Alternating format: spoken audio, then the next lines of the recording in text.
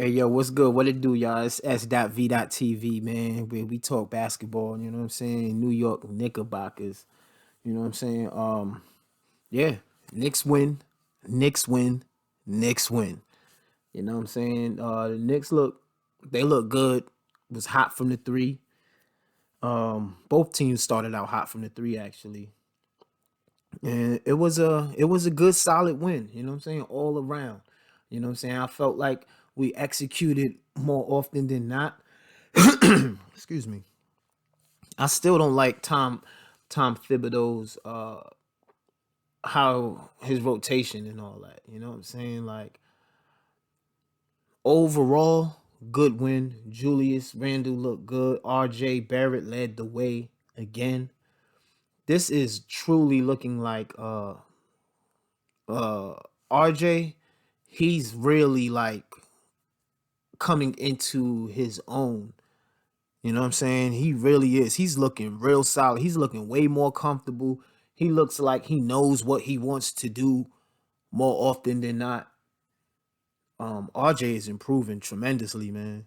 I love the way he's developing over there in New York. He needs to always be a Knick. He needs to be a player that retires on the Knicks. You know what I'm saying? And I would like to see Julius Randle stay with the Knicks as well. A lot of the Knicks fans are oh, trade Julius, trade Julius, trade Julius. Like we've been doing that our whole freaking career since Pat Ewing and since Marcus Camby and all of them was there. You know what I'm saying? We've been busting up and trying to do blockbuster trades and try to get this superstar and get that superstar. None of that shit works for us, man.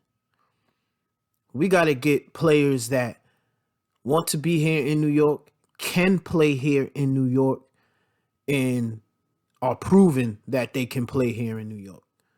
And I feel like Julius Randle has done more than prove that he can play here in the Big Apple, in the big city. All right. So all the Julius Randle slander, man, like, come on, man. Y'all need to ease up on that and just support the players. It's for player morale, man. Fans are supposed to be for morale. When players are going through shit behind the scenes and in the locker room and shit like that, fans are supposed to be the ones to upkeep the player and give that extra push when they don't want to go. But Knicks fans seem to do the opposite. You know what I'm saying? We poke the bear. We talk spice to our players and don't want nobody to say anything back type. Like, come on, man. Like the shit is petty. It's petty between fans and between the player. That's why I wish, but it's hard. It's hard to tell somebody, yo, to ignore all of the hoopla about you. When you pick up something and every 5 minutes, everything you hear is somebody saying something negative about you and trying to put you down. You know? I don't see other fan bases do that to their players when players are in slumps and players are going through things. You don't see that a lot. There's a few fan bases that's just horrible. That's real toxic. You know what I'm saying? Knicks fans are great, but Knicks fans, we're toxic, bro. We're toxic. And that toxic shit is what draws superstars away from New York. They take that into consideration when they come here. The media. That's something you have to deal with when you come as a Knick. I just feel like as a fan, you know what I'm saying, that shouldn't be something that a player has to worry about is the media. And well, the media you're always gonna have to worry about, but the fans you should not have to worry about. The fans of the team. Look at OKC's fans. Do you see how classy of fans they are? Do you ever see them, no matter how bad their team is, do you ever see them booing their players and just just acting like vicious rabid dogs in there when they drink and shit like that. They don't act like that, bro. Like it's crazy over here, man. It's wild. I know it's one of the things that supposed to come with the territory of playing in New York, and it's tough, and we're a tough city, and all that mumbo jumbo crap. You know what I'm saying? Like, please, man, please. It's just I would like to see Julius Randle stay a Knick and retire a Knick. A lot of fans are saying, "Oh, trade him, get De'Aaron Fox." Listen, why won't we just continue to add players and continue to draft? Don't y'all see the way we've been building, how we've got successful? If anybody should be a scapegoat for this team being mediocre, it should be Tom Thibodeau getting all of the heat, not Julius Randle, not yet. That's just supposed to get down to the coach. Coach got to have these guys ready and prepared to play. All right, so the coach is going to be the first one to get it. So I blame Tibbs. I blame a lot of his rotations, his stubbornness. You know what I'm saying? And what a lot of Knicks fans are saying is that Tibbs is only good enough to set you up to get there. He can't take you to the promised land. You know, that's the talk. He can't get you. He can't get you a championship. He could just build a culture. He could build you a culture. He could build you some winning ways. But he can't take you over the hump. Can Mark Jackson take us over the hump? See, this is why Knicks. See, I think Tibbs was a good hire, but I think Tibbs would be great to stay on there under Mark Jackson. That's how I feel.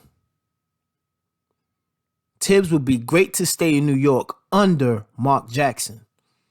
Mark Jackson needs to be the head coach of this team. He's proven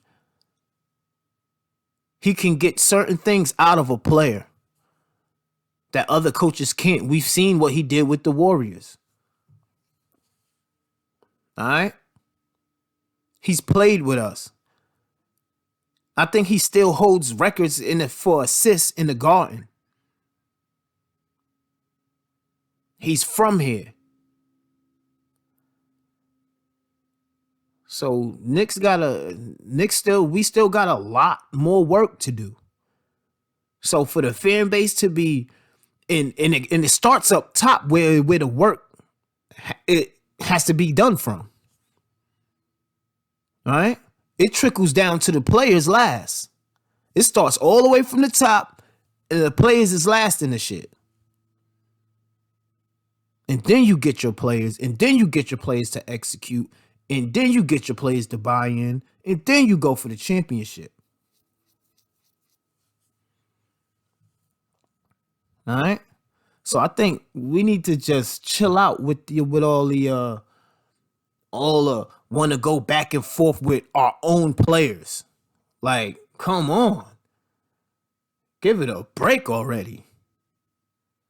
Like, we've been the laughing stock of the league for how many years now? Now that we have some type of respect, look at what you want to do. You want to run another player out. We done ran Melo out. We done ran KP out. How many more players we gonna run out, man? KD and Kyrie wanted to come here. We fumbled that. Because if you know the real story behind KD and Kyrie, they really wanted to come to Madison Square Garden. That's where they wanted to build it at. But what happened? Dolan said he didn't want to pay Kevin Durant because he was hurt. Arguably the best player in the entire league. He wants to come to your franchise and you tell him no. This is the type of shit we dealing with here in New York.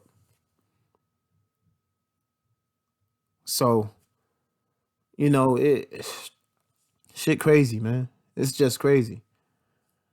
So I'm just glad the Knicks got another win. Um we look good. We need to continue to be consistent playing the way we're playing.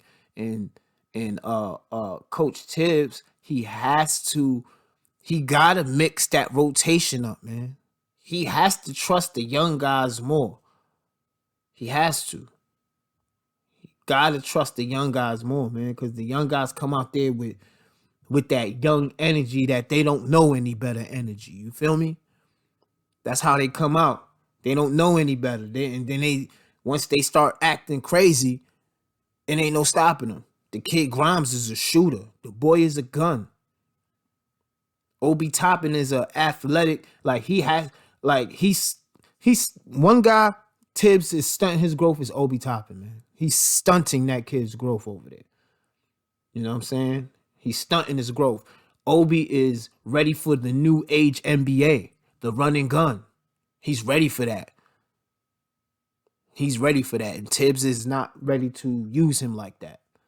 So, you know, I don't want to drag y'all. So I'm gonna holler at y'all on the next Knicks victory or the next Knicks talk, whatever news pop up I want to talk about. I'm gonna do a video on it. So I'll see y'all around. One.